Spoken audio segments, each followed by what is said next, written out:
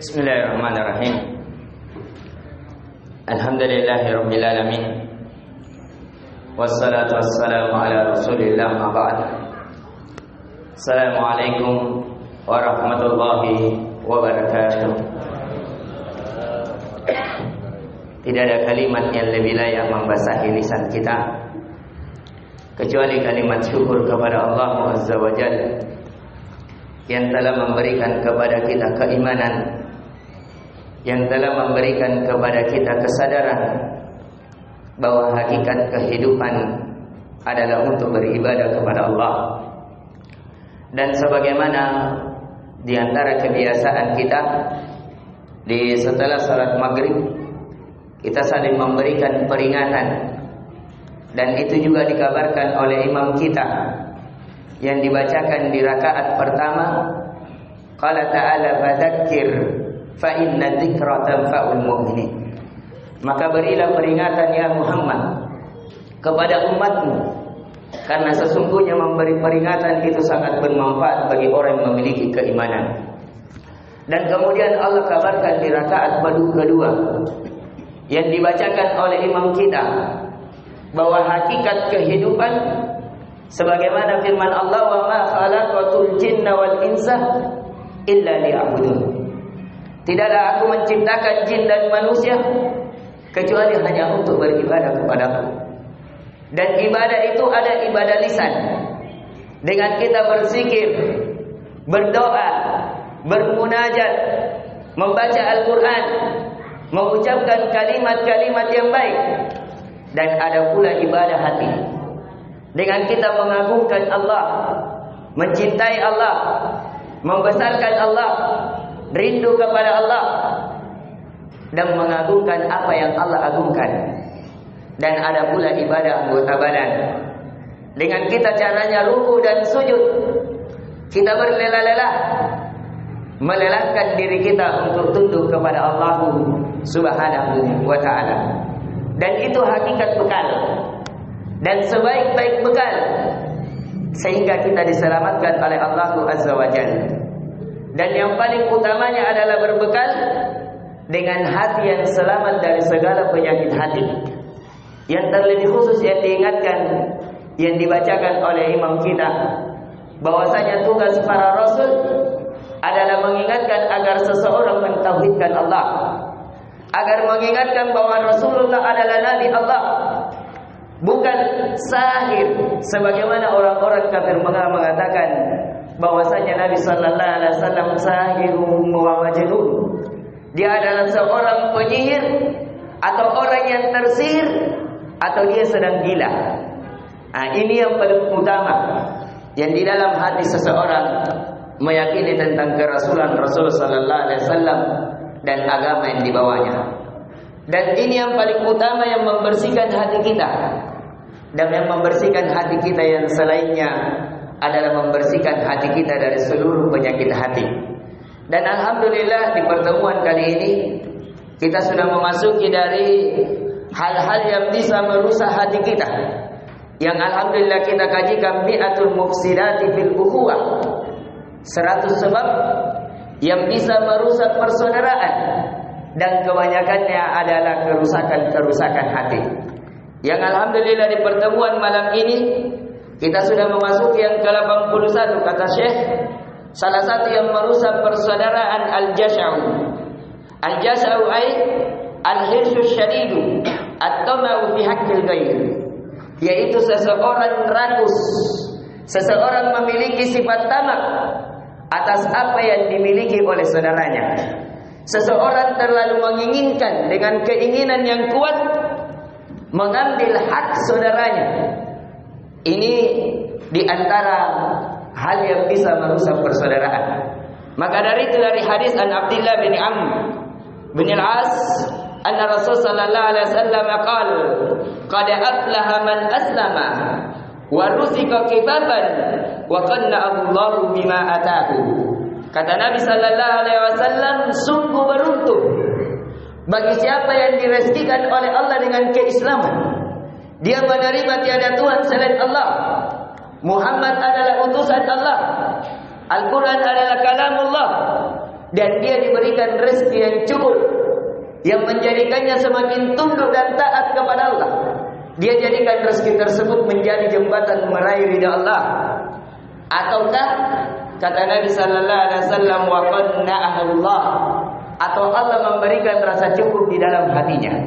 Dia mungkin tidak diberikan kekayaan yang banyak, tapi Allah memberikan kekayaan di dalam hatinya, walaupun orang melihatnya sedikit, tapi karena ada rasa syukur di dalam hatinya. Inilah kata Nabi sallallahu alaihi wasallam orang-orang yang dibahagiakan oleh Allah. Maka dari itu di hadis lain kata Nabi sallallahu alaihi wasallam, laisal ghina an kathratil ard, walakinnal ghina ghina'un nafs. Bukan kekayaan yang sebenarnya kekayaan dengan kayanya seseorang dari perbendaharaan dunia, akan tetapi kekayaan yang sebenarnya kata Nabi sallallahu alaihi wasallam adalah kekayaan jiwa seseorang.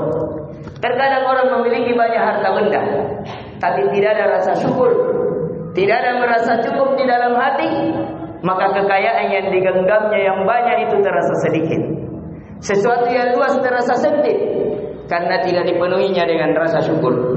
Kemudian yang ke-82 yang bisa merusak persaudaraan, kata penulis, adabut ta'addubi bi adabil khilaf. Seseorang kurangnya, apalagi kalau hilangnya adab dalam perbedaan pendapat. Mungkin saudaranya memilih ini, dia memilih itu, akhirnya bertengkar padahal bisa dilapangkan. Apalagi kalau permasalahan kehidupan dunia, karena tidak ada seseorang antara satu kepala dengan kepala semuanya sepakat. Itu tidak mungkin, sesuatu yang mustahil. Karena kata para ulama, fi kulli ra'sin ra'yun. Setiap kepala memiliki pendapat, walaupun dia satu kelahiran, walaupun dia bersaudara. Maka dari itu penting untuk kita perhatikan adab-adab ketika berbeda pendapat, selama pendapat itu dibenarkan dalam agama kita.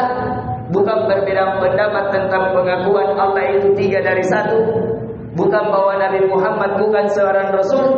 Hanya perbedaan pendapat mungkin, apalagi kalau permasalahan dunia, kita mau tinggal di sana, dia mau tinggal di sini, kita maunya yang warna ini, dia warna itu, maka itu hendaknya seseorang melapangkan dadanya di dalam hal tersebut. Kemudian di antara sebab yang bisa merusak persaudaraan, idahu wa huwa naimun. Seseorang mengganggu saudaranya yang sedang tidur. Mungkin dia kalau saudaranya tidur, dia ribut-ribut, atau saudaranya tidur, dia membuat yang dia kerjain saudaranya. Biasanya anak-anak muda kalau saudaranya tidur, dia spidol-spidolin mukanya, yang akhirnya itu bisa merusak persaudaraan.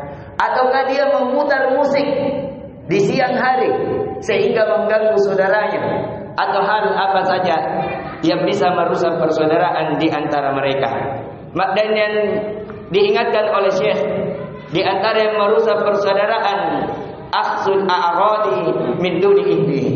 Seseorang mengambil dari barang kepunyaan saudaranya. Entah pakaiannya dia ambil begitu saja, dia pikir ini saudaranya. Dia langsung pakai pakaiannya, dia langsung pakai sendalnya saudaranya. Apalagi kalau saudaranya yang punya sendal di masjid, dia pakai saja karena hilang sendalnya, dia ambil sendal saudaranya. Itu bisa mengakibatkan perselisihan di antara sama-sama bersaudara. Maka dari itu kata Nabi sallallahu alaihi wasallam, la yaqudanna ahadukum mata aswahidihi laiban jaddan. Hendaknya seseorang tidak mengambil di salah seorang di antara kalian dari harta perbendaharaan saudaranya, baik dia dalam keadaan bercanda apalagi serius. Wa idza akhadha ahadukum asa akhihi, jika salah seorang di antara kalian mengambil barang saudaranya, maka sungguh dia telah memaksiati saudaranya.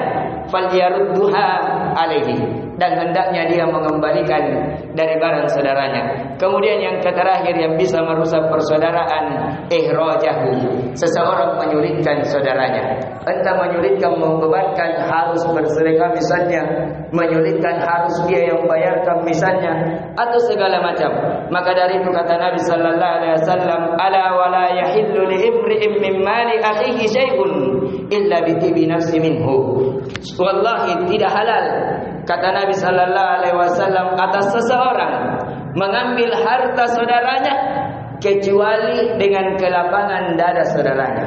Tidak boleh dia merampas apalagi membebankan saudaranya. Kemudian ini yang bisa kita berikan tentang hal-hal yang bisa merusak persaudaraan. Inti pelajaran yang bisa kita petik bahwasanya sifat tamak, sifat rakus, sifat ingin mengambil harta saudara kita dengan keras, itu diantara sebab yang merusak persaudaraan. Kemudian kurangnya adab dalam perbedaan pendapat dengan saudara. Kemudian yang ketiga, seseorang mengganggu saudaranya yang dimana saudaranya dalam keadaan tertidur. Yang kemudian yang keempat, seseorang merampas kepunyaan saudaranya tanpa izinnya. Dan yang terakhir adalah seseorang menyulitkan saudaranya. Semoga bisa memberikan manfaat dan peringatan kepada kita seluruhnya. Dan semoga ini bisa menjadi bekal-bekal terbaik kita di hari kemudian.